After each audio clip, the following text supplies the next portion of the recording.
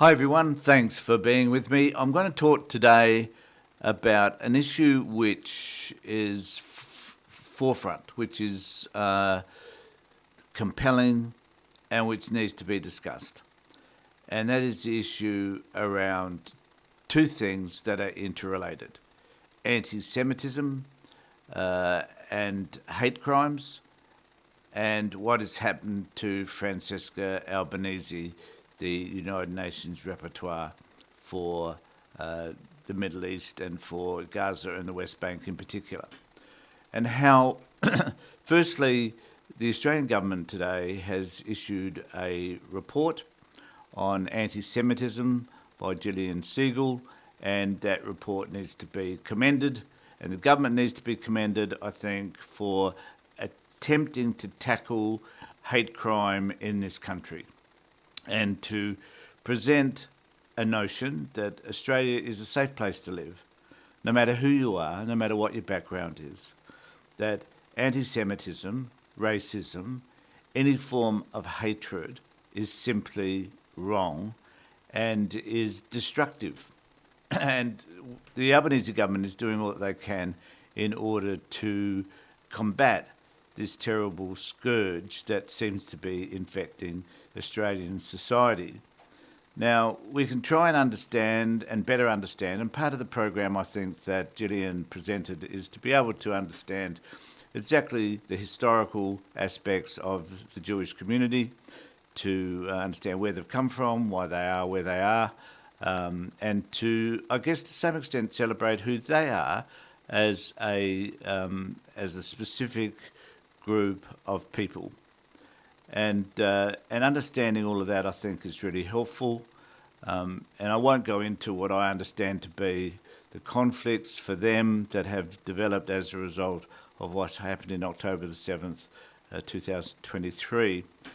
But one of the things I think that Albanese said that was really important is that we need to live in a society whereby we can have debate, we can have disagreements, we can express our views in a rational and sensible way without any violence whatsoever.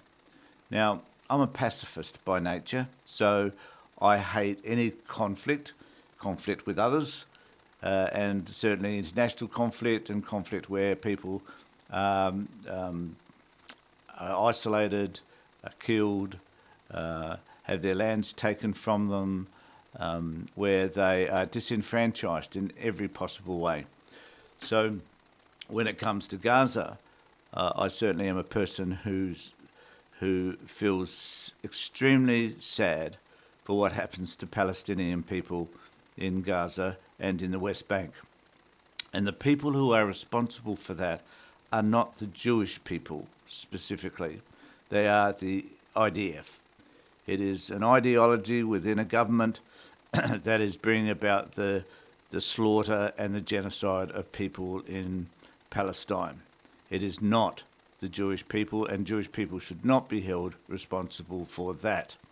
There are some extreme right-wing people within the government of Netanyahu who have brought about the catastrophe that is Gaza and the blockade that is the West Bank, and how the people in the West Bank are treated by settlers. They have their own issues. Those issues are real, and they have to find a way to deal with that.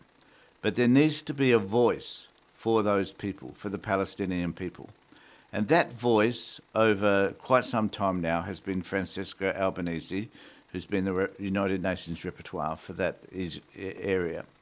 And she now, though, has felt the wrath of Marco Rubio and the Trump administration. Now, again, this is about democracy. If this happened in Australia, I would be appalled.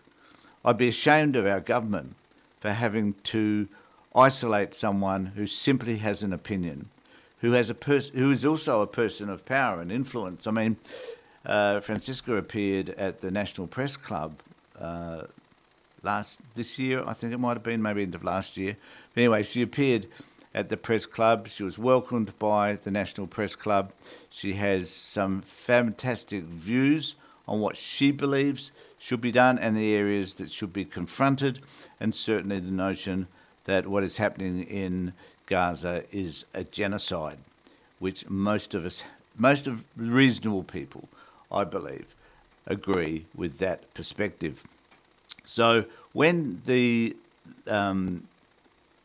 Trump administration yesterday decided that they were going to ban her from entering the United States, but not only ban her, they were going to also deprive her of any homes, any investments, and any of her family coming into the country. I became aware of what the United States the administration under Trump is really all about. And it's about curtailing any voice that stands against the policies that they're implementing, and particularly their support of the Netanyahu government. And interestingly enough, all of this happened soon after a visit from Benjamin Netanyahu recently. Now, all of us must stand up against what's happening in Gaza, because they are a group of people who are defenseless, basically. Forget about Hamas for a moment. They're a terrorist organisation, understand all of that. Not going to talk to you about that. But the people that are, over 60,000 people have lost their lives, mostly women and children. And for some reason, we don't get upset about that. But Francesca has. And as a result of the work that she's done, sending letters to world leaders, advocating for Palestinian people in the way that she hasn't incited hatred. She's simply decided, as I would, that what's happening there is horrific, that the world needs to stand up against the IDF and the Israeli government for what they've done, but the world doesn't. And the United States in particular supports the genocide, what's happening, and Trump wants to turn it into some sort of exotic resort. So that's where we are. So what does this say? So I just want to show you the news item from the ABC. The Trump administration has imposed sanctions on one of the UN's top advocates for Palestinian rights, Francesca Albanese, accusing her of spewing abashed anti-Semitism. Now, because one has a view, which I do, and I share with Francesca, about what's happening in Gaza, is not anti-Semitic. In fact, Albanese today in a press conference stated that there are people in Israel who are protesting against what the IDF is doing in Gaza. There are Jewish people who are advocating against their own government in Israel about their actions and the slaughter of Palestinian people. So we need to see it for what it is. So it isn't anti-Semitic.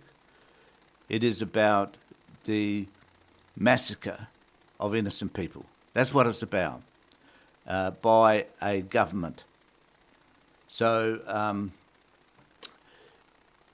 she announced. So U.S. Secretary of State Rivera announced the sanctions as Israel Prime Minister Benjamin Netanyahu met with senior Republicans as part of a multi-day visit to Washington D.C.